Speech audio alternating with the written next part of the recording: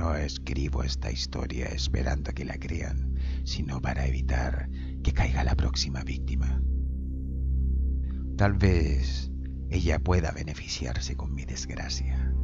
Mi caso es irreparable, lo sé, y de algún modo estoy preparado para afrontar mi destino. Mi nombre es Edward George Hedden. Nací en Trentham, Staffordshire, en la época en que mi padre trabajaba como jardinero. Mi madre murió cuando yo tenía 3 años y mi padre cuando cumplí los 5. Mi tío, George Hedden, me adoptó como hijo propio. Era soltero, autodidacta y había logrado cierto prestigio en Birmingham como periodista. Costeó mis estudios con gran generosidad y me impulsó a sentir deseos de progresar en el mundo. Al morir, hace 4 años, me dejó toda su fortuna, que ascendía a unas 500 libras después de pagar todos los impuestos. Yo tenía entonces 18 años. En su testamento me aconsejaba emplear ese dinero en completar mi educación. Yo había elegido estudiar medicina y, gracias a su generosidad póstuma y a mi buena suerte para obtener una beca, me convertí en estudiante de la Universidad de Londres. En el momento en que comienza mi historia, alquilaba una buhardilla en University Street 11A, pobremente amueblada, expuesta a las corrientes de aire, con vista a los fondos de Schoolbred. Allí vivía y dormía, tratando de hacer valer hasta mi último centavo.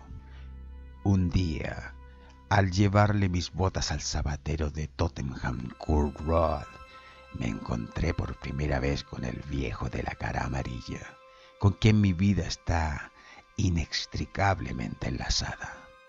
Cuando abrí la puerta de la calle, lo vi observando con evidente incertidumbre el número de la casa. Sus ojos, de un gris deslucido y con los bordes rojizos, se fijaron en mí. Su rostro asumió de inmediato una expresión de torpe amabilidad. Llega justo a tiempo. Había olvidado el número de su casa. ¿Cómo le va, señor Hedden? Me sorprendió un poco su familiaridad. Nunca antes había visto a ese hombre. También estaba molesto de que me viera con las botas debajo del brazo. El viejo notó mi falta de cordialidad. Usted se preguntará quién diablos soy. Un amigo, le aseguro. Yo lo he visto antes, aunque usted no me reconozca. ¿Hay algún lugar donde podamos conversar? Dudé.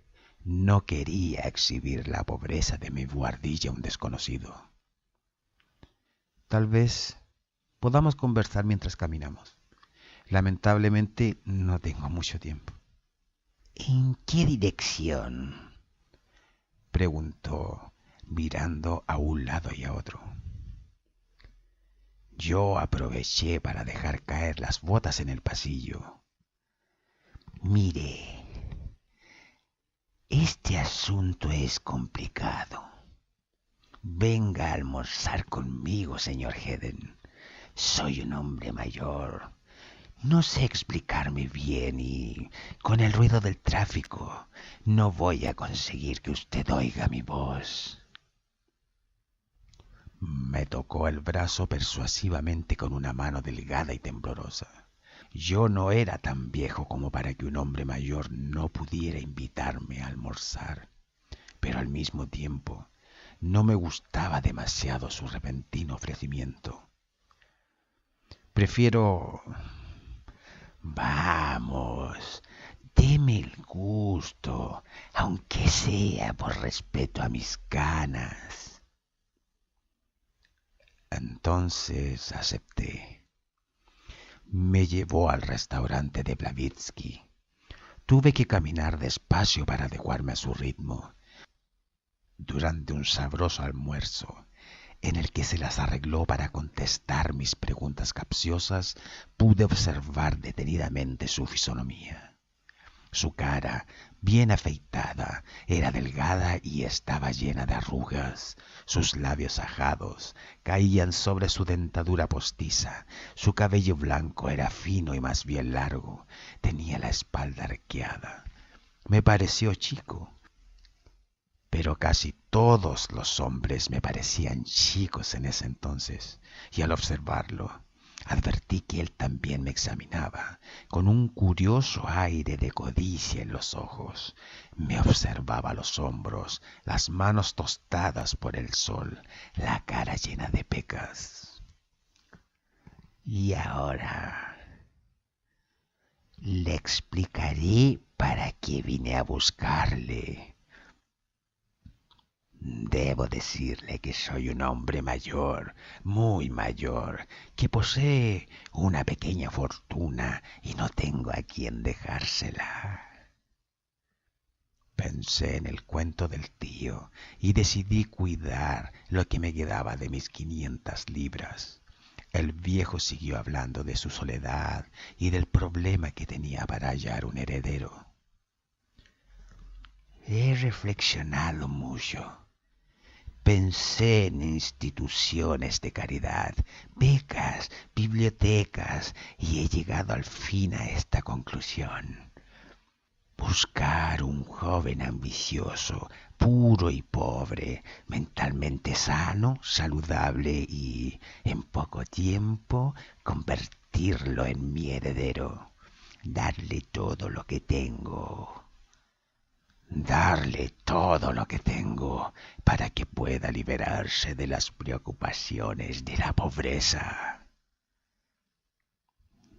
Traté de mostrar indiferencia y con evidente hipocresía dije: entiendo, usted quiere que lo ayude como profesional a encontrar a esa persona. Sonrió. Me observó a través del humo del cigarrillo y yo reí al sentir que me había descubierto. ¡Qué brillante carrera puede tener ese hombre! Me llena de envidia pensar que otro disfrutará de lo que yo he acumulado durante tantos años. Pero obviamente deberá cumplir algunas condiciones. Las cosas nunca son del todo gratuitas. Por ejemplo, deberá adoptar mi nombre. Además, debo enterarme de todas las circunstancias de su vida antes de tomar la decisión final. Debe estar bien de salud. Debo averiguar si tiene alguna enfermedad genética, de qué murieron sus padres y conocer a la perfección su intimidad. Con todo esto, se enfrió un poco mi entusiasmo. Y debo entender, entonces, que yo... Sí, usted. No contesté una sola palabra. Mi imaginación se perdía en divagaciones. Ni siquiera mi escepticismo podía entenderla. Pero no sentí ningún impulso de agradecimiento. No sabía qué decir ni cómo decirlo.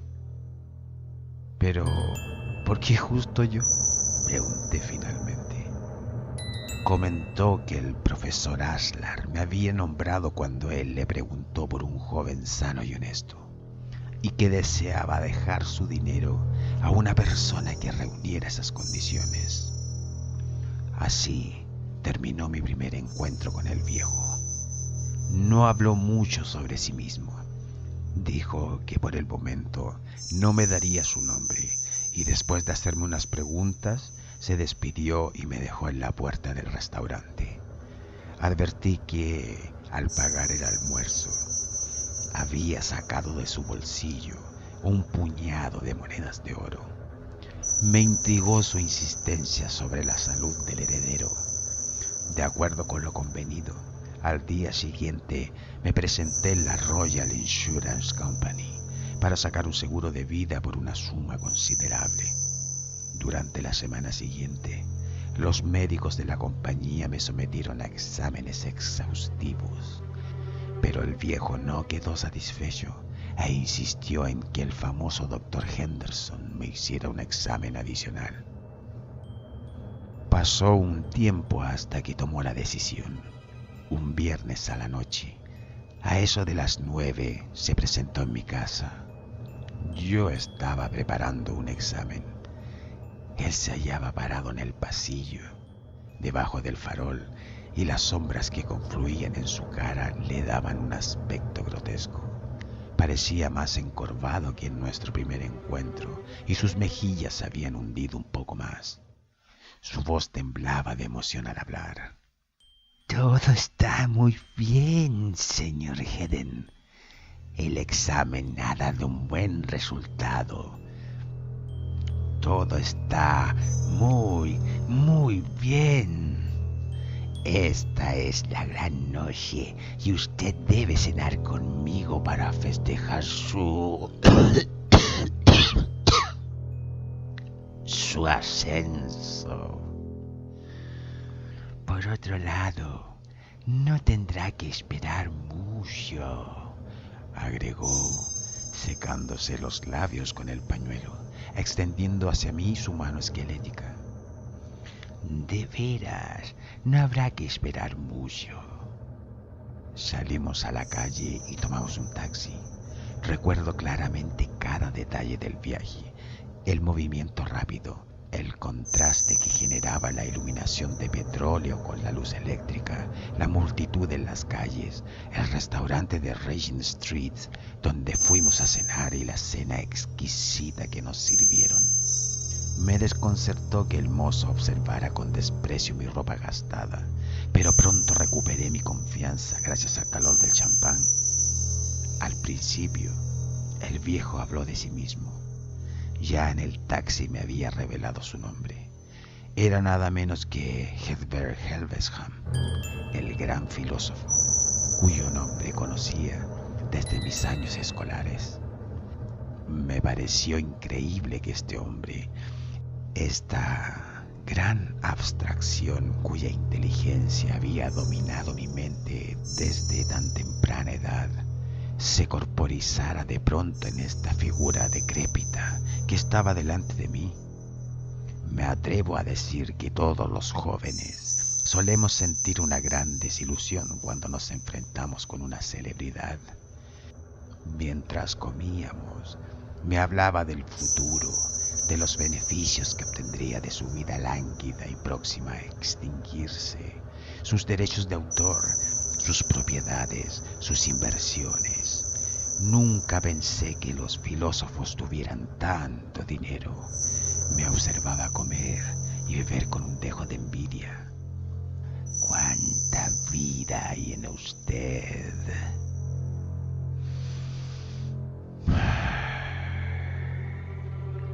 No habrá que esperar mucho.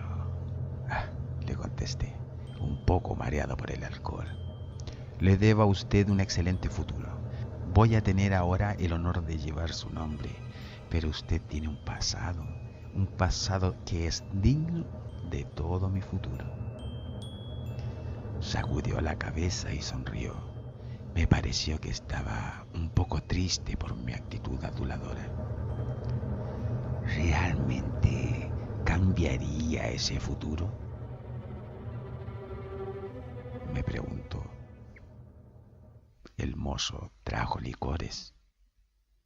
Es probable que a usted no le importe adoptar mi nombre o mi posición, pero ¿de verdad tomaría voluntariamente mis años? Con sus obras, repliqué con galantería. Por favor, otros 2 Kümmel. El anciano había sacado un pequeño paquete de su bolsillo y fijó su atención en él. Esta hora de la sobremesa es la hora de las pequeñas cosas. He aquí una ínfima porción de mi sabiduría inédita. Abrió el paquete con sus dedos temblorosos y amarillentos y me mostró un polvo rosado. Debe adivinar qué es. Ponga un poco en el Kümmel y verá cómo mejora el gusto. Sus grandes ojos grises me observaban con una expresión inescrutable. Me conmovió un poco que el maestro dedicara su sabiduría al gusto de los licores. Sin embargo, fingí un gran interés por esta debilidad suya. Estaba bastante borracho para esa adulación. Repartió el polvo en los 2 vasos y, levantándose de pronto con una dignidad inesperada y extraña, me extendió su copa, lo imité y los vasos chocaron. Por su pronta sucesión, dijo, llevándose la copa a los labios. No, eso no. Por una larga vida. El anciano vaciló, con la copa a la altura del mentón, y luego repitió riendo. Por una larga vida. Bebimos mirándonos a los ojos. A medida que el Kümmel pasaba por mi garganta, sentí una sensación intensa y rara. De inmediato experimenté una gran confusión. Me dolía la cabeza y me zumbaban los oídos. No sentía ningún sabor en la boca, ningún aroma atravesaba mi garganta. Solo veía la intensidad de su mirada gris y abrasadora. La confusión mental, el ruido y la conmoción parecían interminables. Imágenes de cosas semi-olvidadas aparecían y desaparecían en el límite de la conciencia. Finalmente, el viejo rompió el hechizo. Con un fuerte suspiro apoyó la copa sobre la mesa. ¿Bien? Es exquisito, exclamé, aunque no había percibido el sabor. Sentí unas terribles puntadas en la cabeza y tuve que sentarme. Mi confusión era total. Luego fue aumentando mi poder de percepción, como si viera todas las cosas a través de un espejo cóncavo. Su modo de actuar pareció haberse transformado. Ahora estaba nervioso. Sacó el reloj y le dirigió una mirada ansiosa. Son las 11:10 y esta noche tengo que... El tren sale a las 11:30 de Waterloo. Debo irme enseguida. Pidió la cuenta y se colocó con torpeza el abrigo. Los mozos acudieron para ayudarnos. Unos minutos después nos despedíamos. En el interior de un coche y yo afuera, todavía con esa absurda sensación de... ¿cómo expresarlo? Ver y sentir a través de un binocular invertido. Esa bebida no debía habérsela dado. Mañana le va a doler la cabeza. Espere un momento, tome. Me dio un sobre chato que contenía un polvo similar a un laxante. Tómelo con agua antes de acostarse. Lo que tomamos era fuerte, pero esto le despejará la cabeza. Deme otra vez su mano. Prosperidad. Apreté su mano arrugada. Adiós, agregó, y por la mirada que adiviné debajo de sus párpados, advertí que él también estaba bajo el influjo de la bebida. Luego, sobresaltado, recordó algo. Hurgó en su bolsillo y sacó otro paquete, esta vez cilíndrico, del tamaño de una barra de crema para afeitar. Casi me olvido. No lo abra hasta que yo venga mañana, pero llévela ahora. Era tan pesado que casi se me cae. Muy bien, asentí, y él me sonrió por la ventanilla mientras el cochero despertaba al caballo. Era un paquete blanco con 2 sellos rojos en cada uno de los bordes. Si esto no es dinero, es platino o plomo, comenté. Los guardé Con cuidado en el bolsillo y con la cabeza todavía dándome vueltas, empecé a caminar hacia mi casa en Regent Street y por las calles desoladas y oscuras, más allá de Portland Road. Recuerdo vívidamente las extrañas sensaciones de esa caminata. Me sentía ajeno a mí mismo, no podía advertir mi confusión mental. Me preguntaba si habría ingerido opio, algo que nunca había probado. Es difícil describir ahora ese estado tan particular, algo semejante a una disociación mental. Mientras caminaba por Regent Street, estaba extrañamente convencido de que estaba en la estación Waterloo y sentía el raro impulso de entrar en el Politécnico como quien toma un tren. Entonces me froté los ojos y la calle volvió a ser Regent Street. ¿Cómo expresarlo? Ustedes ven a un actor que los observa tranquilamente y de pronto hace un gesto y se transforma en otra persona. ¿Suena increíble? Si les digo que me pareció por un momento que la calle había hecho lo mismo. Luego, cuando quedé convencido de que era otra vez Regent Street, me asaltaron algunas reminiscencias fantásticas. Fue aquí, pensé, donde hace 30 años discutí por última vez con mi hermano. Sin duda, la bebida que había tomado era muy fuerte, pero el recuerdo angustioso de ese hermano perdido seguía entristeciéndome. En Portland Road, la locura tomó un aspecto diferente. Empecé a recordar negocios desaparecidos y a comparar la calle con lo que alguna vez supo ser.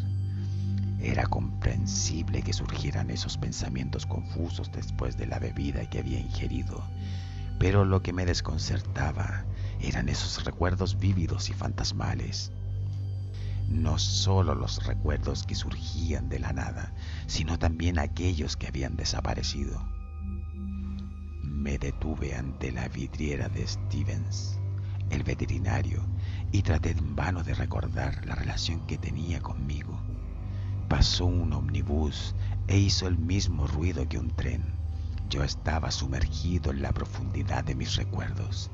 Es claro, me dije al final, Stevens me ha prometido 3 ranas para mañana.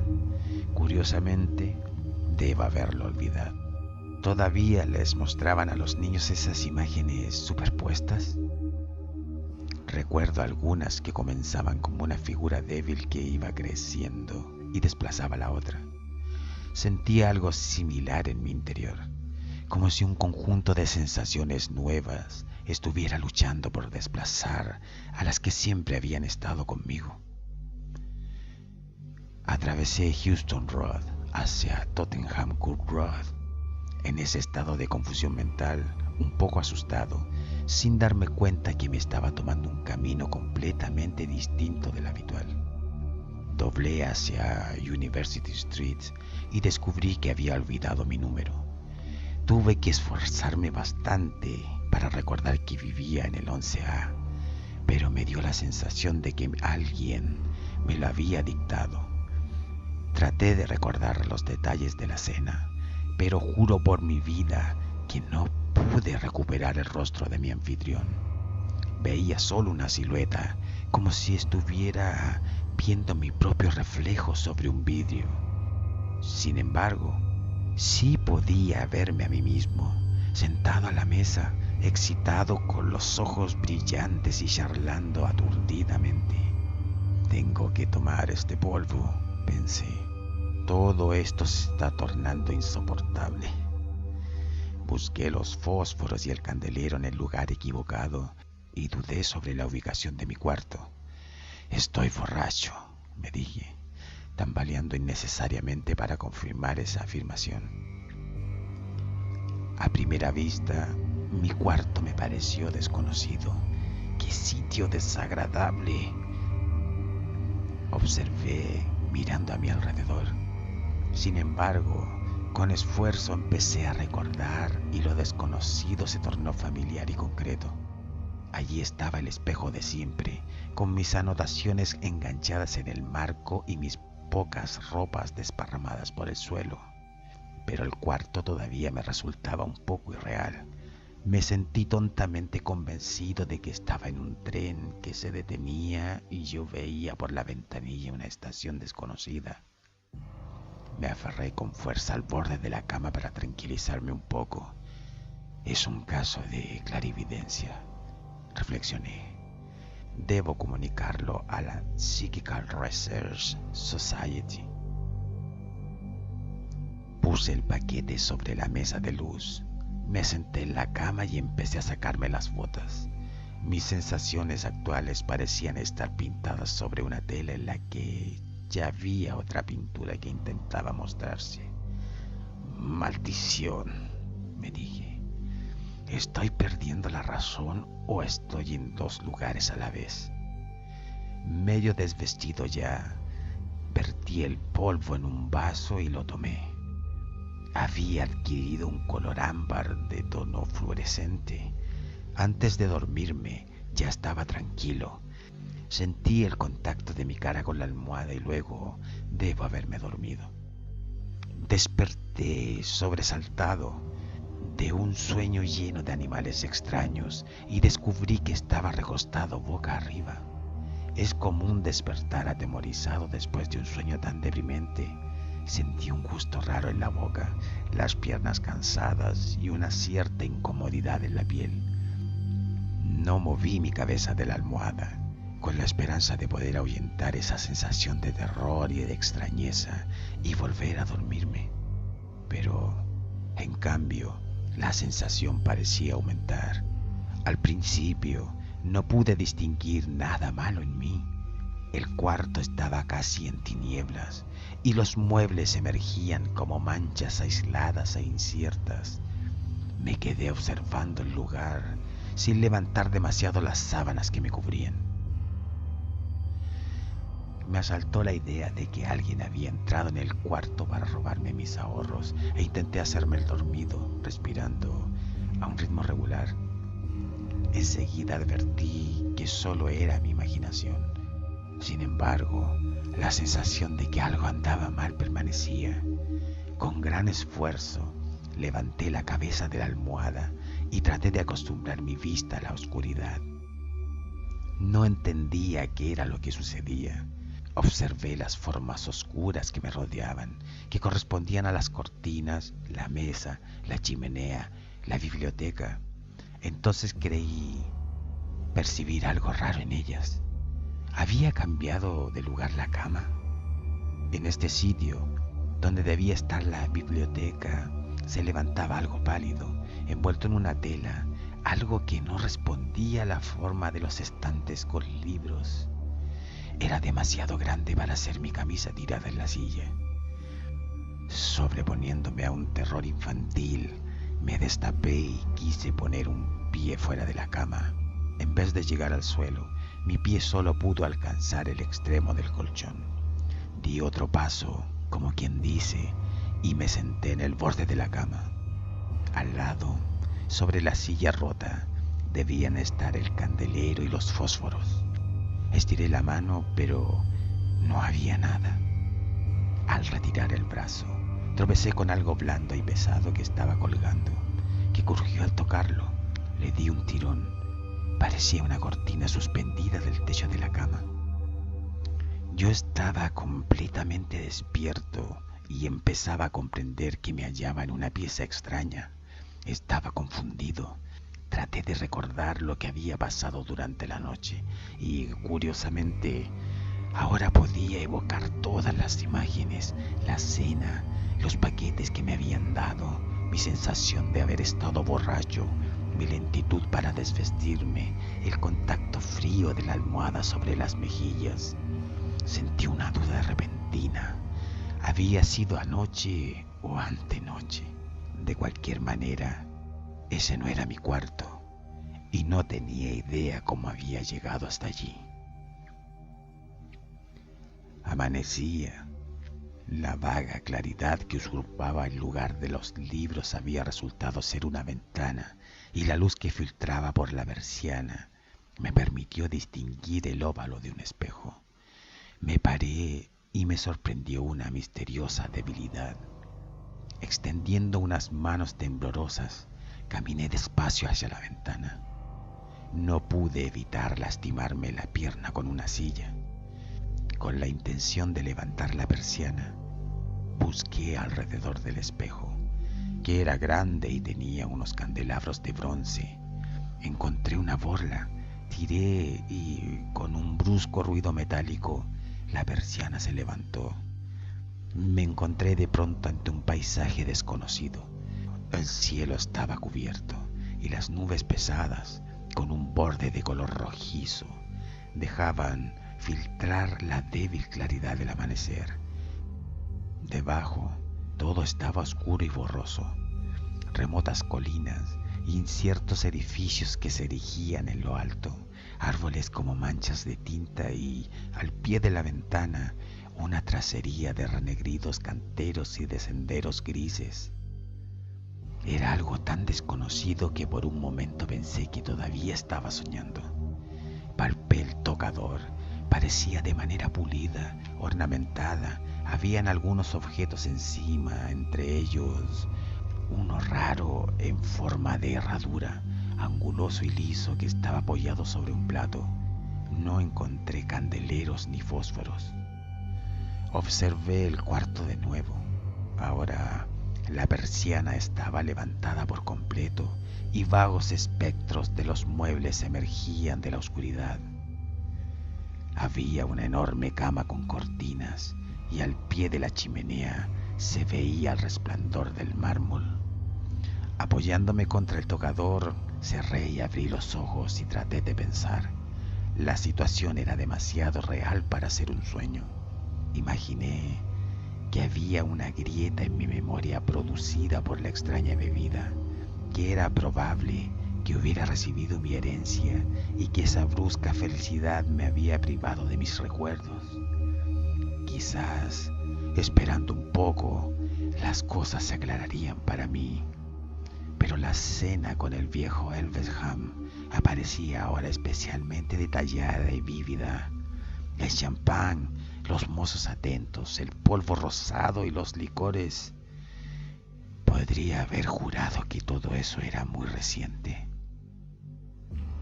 Y entonces me ocurrió algo tan trivial y al mismo tiempo tan horrible que me estremezco al recordarlo. Dije en voz alta: ¿cómo diablos he llegado aquí? Y la voz no era mía. No era mía, era débil, mal articulada. La resonancia de mis huesos faciales era diferente. Para darme valor, junté las manos y sentí arrugas de piel floja y en los huesos la debilidad propia de una persona de edad. Sin duda, dije con esa voz horrible que de algún modo se había instalado en mi garganta: sin duda esto es un sueño. Casi tan rápido como movido por un impulso, me llevé los dedos a la boca. Habían desaparecido mis dientes. Las yemas de mis dedos palparon la superficie flácida de unas encías encogidas. Me sentí abatido y asqueado. Experimenté un impetuoso deseo de mirarme, de comprobar de una vez en todo su horror la transformación increíble que había sufrido. Fui tambaleando hasta la chimenea y busqué, tanteando unos fósforos. En ese momento tuve un acceso de tos y palpé un grueso camisón de franela que tenía puesto. No encontré fósforos y sentí un intolerable frío en las piernas. Tosiendo y respirando con dificultad, lloriqueando acaso, me volví a tientas a la cama. Tiene que ser un sueño, me dije, gimiendo mientras me recostaba. Tiene que ser un sueño. Era una repetición senil. Me tapé los hombros con las sábanas, me tapé los oídos, Puse la mano seca bajo la almohada y me decidí a dormir. Era evidente que todo era un sueño. Por la mañana sería solo un recuerdo y yo volvería a despertarme otra vez con toda mi juventud y mi vigor para retomar mis estudios. Cerré los ojos, respiré con ritmo regular y al advertir que me había desvelado, repetí lentamente la tabla del 3. Pero no podía conciliar el sueño. Me convencía cada vez más de la inexorable realidad de mi transformación. Enseguida me encontré con los ojos bien abiertos, la tabla del 3 olvidada y mis dedos flacos sobre las encías arrugadas. De pronto, inesperadamente yo era, de verdad, un hombre viejo. Había caído de algún modo al fondo de mis años. Me habían robado lo mejor de mi vida, el amor, la lucha, la fuerza y la esperanza. Me refugié en la almohada y traté de convencerme de que esa alucinación era posible. El amanecer se instalaba, imperceptible y constante. Finalmente, resignado a no poder dormir, me incorporé y miré a mi alrededor. Ahora, la fría penumbra me dejaba ver el cuarto. Era espacioso y estaba bien amueblado, mejor que cualquier otro en mi vida. Distinguí un candelabro y unos fósforos en la repisa. Me destapé y, tiritando con el frío del amanecer, aunque era verano, me levanté y encendí la vela. Luego, estremeciéndome tanto como para hacer parpadear la llama, me acerqué al espejo y vi la cara de Elvesham.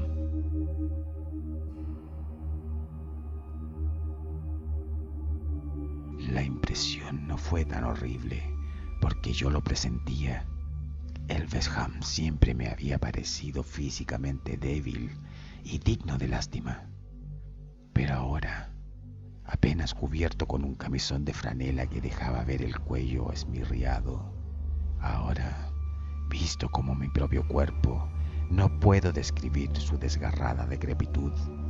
Las mejillas hundidas, los sucios mechones de pelo gris, los ojos nublados llenos de lagañas, los labios temblorosos, el labio inferior exhibiendo un brillo rosado y esas horribles encías negras.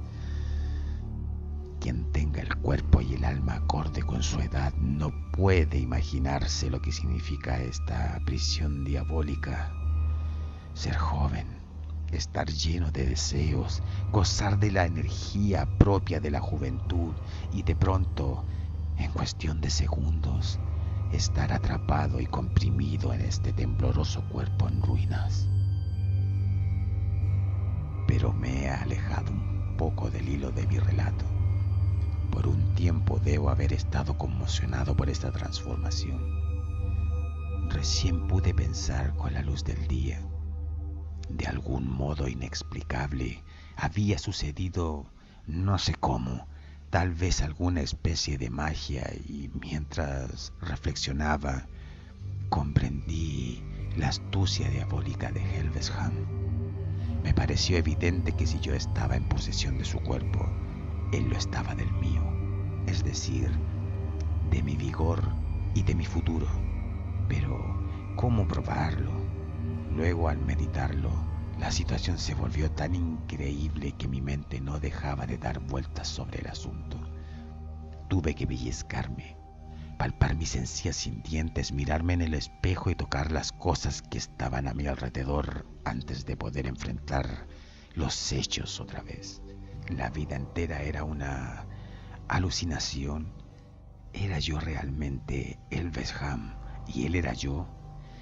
¿No había yo soñado con Eden toda la noche? ¿Existía Eden?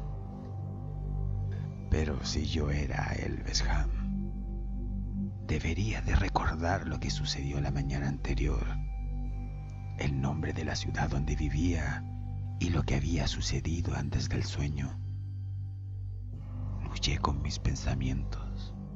Recordé esa rara duplicación de mis recuerdos de la noche anterior, pero ahora mi mente estaba clara. No sentía ya esas evocaciones fantasmales, pero sí recordaba todo lo relacionado con Heden. Me volveré loco.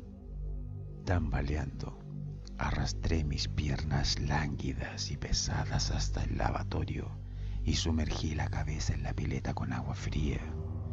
Luego me sequé y probé otra vez. Fue inútil. Yo sentía fuera de toda duda que era realmente Heden, no Elvesham, pero era Heden en el cuerpo de Elvesham. Si hubiera sido un hombre de cualquier otra época, me habría resignado a mi destino como si fuera obra de una brujería. Pero en estos tiempos de escepticismo no suceden estos milagros. Había aquí alguna trampa psicológica. Si una droga provocaba determinado efecto, seguramente otra podría hacerla desaparecer. Los hombres han perdido antes la memoria, pero intercambiar recuerdos como uno intercambia paraguas. Me reí, aunque mi risa no era saludable sino fingida y senil. Podía imaginarme a Elvesham riendo ante mi dolorosa situación y una ráfaga de irritación y de ira muy inusual en mí me invadía de pronto. Ansiosamente comencé a vestirme con la ropa que hallé en el suelo y una vez vestido me di cuenta de que me había puesto un traje de etiqueta. Abrí el ropero y saqué alguna ropa de calle, un pantalón gris y una robe de chambré pasada de moda. Me puse una boina acorde con mis años y tosiendo un poco por mis excesivos esfuerzos, salí al corredor. Sería las 6 de la mañana. La casa estaba bastante silenciosa y las persianas cerradas. El pasillo era amplio, la escalera ancha y con lujosas alfombras se perdía en la oscuridad del hall. Una puerta entreabierta me dejó ver un escritorio, una biblioteca giratoria, la espalda de un sillón y una pared con varios estantes de libros. Mi estudio, murmuré y caminé por el pasillo. Luego, el sonido de mi voz me trajo un recuerdo. Volví al dormitorio y me puse la dentadura postiza con la facilidad que da la costumbre. Así estoy mejor, dije, haciéndola rechinar, y volví al estudio. Los cajones del escritorio estaban cerrados con llave. La parte superior también estaba trabada. No había rastros de llaves por ningún lado, tampoco en los bolsillos de mi pantalón. Volví con dificultad hasta el dormitorio y registré los bolsillos de todas las prendas. Estaba muy ansioso. Al ver el desorden de mi cuarto, cualquiera hubiera imaginado que habían entrado ladrones. No había llaves, ni monedas, ni papeles, excepto la cuenta del restaurante. Sentí un extraño cansancio. Me senté y observé la ropa tirada por todos lados, con los bolsillos hacia afuera. El frenesí que sentí al principio ya se había desvanecido. Comenzaba a comprender la inmensa sagacidad de los planes de mi enemigo y a convencerme cada vez más de lo que no tenía salida. Con esfuerzo, me levanté y volví al estudio. En la escalera, una mucama estaba levantando las persianas. Se sobresaltó, supongo, al ver la expresión de mi cara. Cerré la puerta del estudio detrás de mí. Con un atizador, intenté abrir a golpes el escritorio. Fue así como me encontraron. La tabla del escritorio quedó partida, la cerradura aplastada, las cartas diseminadas por la alfombra. En mi furia senil, tiré las lapiceras y otros objetos del escritorio y derramé la tinta. Además, se rompió un jarrón que estaba sobre la repisa de la chimenea. No sé cómo. No encontré ni chequera, ni dinero, ni la menor indicación de cómo proceder para recuperar mi cuerpo. Estaba golpeando frenéticamente los cajones cuando el mayordomo, ayudado por las mucamas, me detuvo. Así de simple es la historia de mi transformación. Nadie creerá mis afirmaciones. Me tratan como un demente y aún ahora me tienen vigilado. Pero estoy cuerdo, absolutamente cuerdo. Y para demostrarlo, me he sentado a escribir detalladamente lo que me ha sucedido. Apelo al lector para que él advierta si hay algún rasgo de locura en el estilo de la historia que ha estado leyendo. Soy un hombre joven, secuestrado en el cuerpo de un viejo, pero a todo el mundo le cuesta creer este hecho tan evidente. Naturalmente, los que no me creen piensan que estoy loco naturalmente. Ignoro los nombres de mis secretarios, de los médicos que vienen a verme, de mis sirvientes y de mis vecinos, de esta ciudad desconocida en la que me encuentro. Naturalmente me pierdo en mi propia casa y tengo problemas de todo tipo. Naturalmente hago las preguntas más extravagantes. Naturalmente lloro y grito y tengo paroxismos de desesperación. No tengo dinero ni chequera. El banco no reconocerá mi firma, pues estoy seguro de que, a pesar de la debilidad de mis músculos, mi letra sigue siendo la de Heden. Esta gente que me rodea no me dejará ir personalmente al banco. Parece, sin embargo, que no hay bancos en esta ciudad y que he abierto una cuenta en algún lugar de Londres. Parece que Helvesham mantuvo en secreto el nombre de su abogado. Yo no pude averiguar nada. Helvesham era, por supuesto, un profundo estudioso de la mente humana, y todas mis declaraciones en este relato confirman la teoría de que mi locura es el resultado de un minucioso estudio de psicología, sueños sobre la identidad. Hace 2 días yo era un joven saludable, con toda una vida por delante.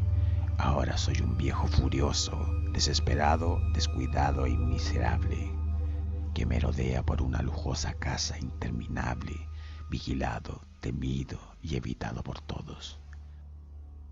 Y en Londres está Helvesham, empezando a vivir otra vez en un cuerpo vigoroso, con la sabiduría acumulada de 70 años.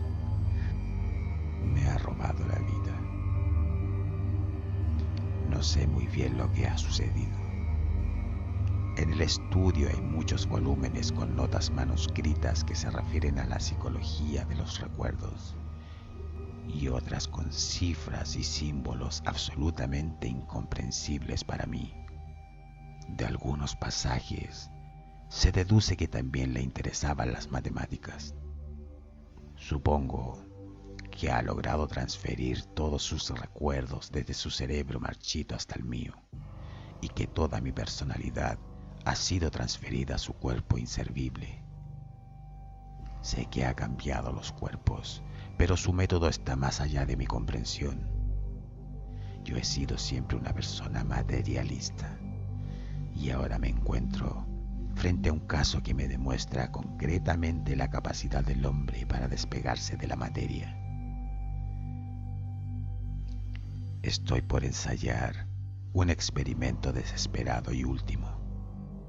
Me siento a escribir aquí antes de llevarlo a cabo.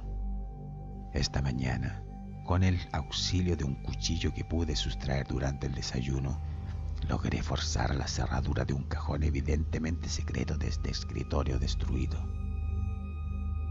No hallé nada más que un pequeño frasco de vidrio verde, que contenía un polvo blanco y tenía adherida una etiqueta con una sola palabra: liberación. Debe ser seguramente veneno. Puedo entender que Helvesham lo pusiera en mi camino y, de no haber estado tan escondido, creería que su intención era ponerlo a mi alcance para desembarazarse del único testigo de su crimen. El viejo ha llegado casi a resolver el problema de la inmortalidad. Si el destino no le juega alguna mala pasada, vivirá en mi cuerpo hasta que éste envejezca y luego, desechándolo, tomará la fuerza y la juventud de alguna otra víctima. Al recordar su falta de piedad, resulta terrible pensar que su experiencia ha venido evolucionando con el tiempo. ¿Desde cuándo viene saltando de un cuerpo a otro? Pero ya basta de escribir. El polvo del frasco parece disolverse en agua. El gusto no es desagradable.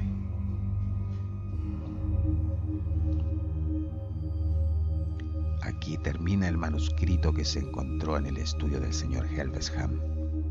El cadáver yacía entre el escritorio y la silla, a la que evidentemente había empujado hacia atrás con sus últimas convulsiones. El relato estaba escrito en lápiz, con una letra arrebatada, muy diferente de la caligrafía habitual del señor Helvesham. Solo queda destacar dos hechos llamativos indiscutiblemente. Existió alguna conexión entre Eden y Helvesham, pues la propiedad del último había sido transferida al joven, aunque éste nunca llegó a heredarla. Cuando Helvesham se suicidó, Eden ya estaba muerto. 24 horas antes, en la intersección de Goover Street y Euston Road, murió atropellado por un coche. De modo que el único ser humano que podría haber esclarecido este relato fantástico